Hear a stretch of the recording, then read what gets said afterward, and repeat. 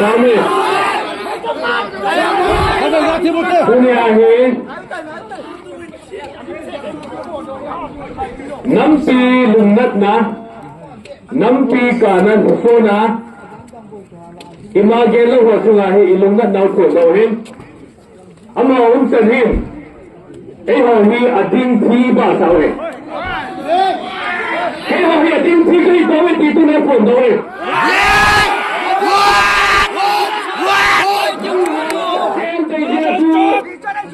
cái hồ hình này cho đồ theo tôi tỷ suy bản sao hề chỉ tôi đi xe xe bản sao tôi bị tốn tôi đã hiểu xe xe hình lúc các bạn từng trình tôi hiểu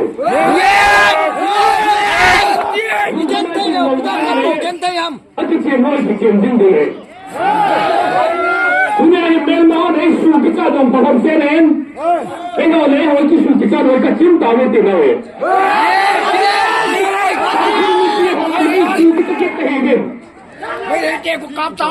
किसी ताकि ना मैसेज इतनी दोनों में इसी आजू तूने है मी मम्मी पास से तूने है ना उनके लोग सुन तो नंद थे ताकि इना ही जोंले कई बांग सुन अम हो बुकुल ले पुलोहिन अब ये लाइन हो है एक सूट और बात हुए अम हो जाए पतेन को ले खम्बा है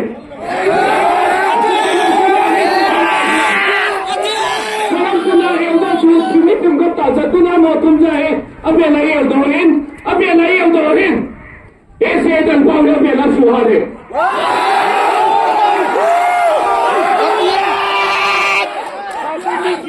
दोरिन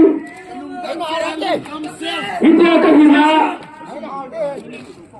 कनाउनु कचनु अतिवा के कायके तुझु कनोन तोय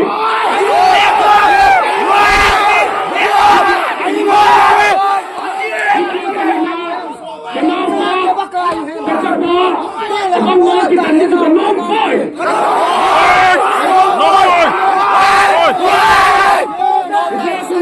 Con cái lồng nó đi ra thôi. Nó cứ lên không lên đi. Sao ông sẽ có cái chip phone thôi.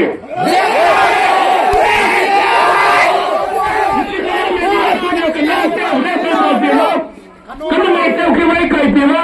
Kapasan ho ay pa pila. Ano na tanama? Nau chapang ho ina. May aham chu. Isi government in. Isi government duty ke kasok ne do pila.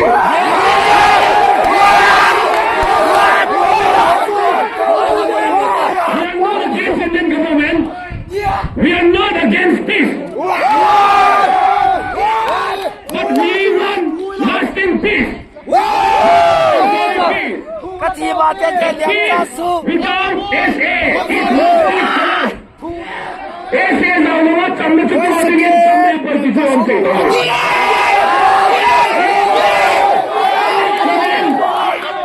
Namgo Namho, Namkhambo ho, Namakate ho.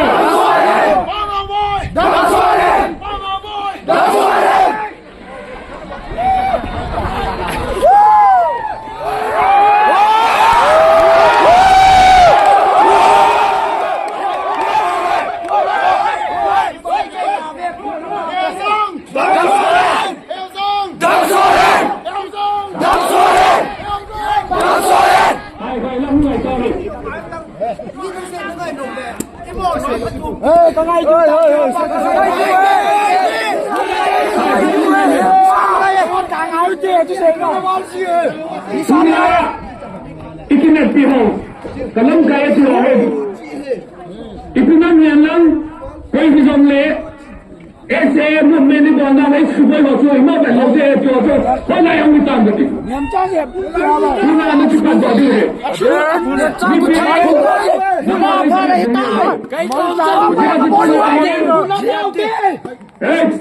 If you let them like that,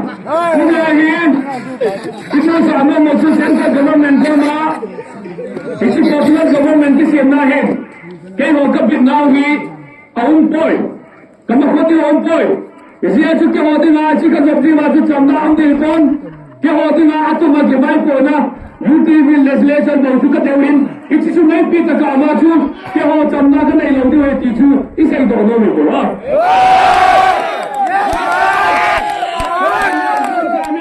कदमे इमित simutin.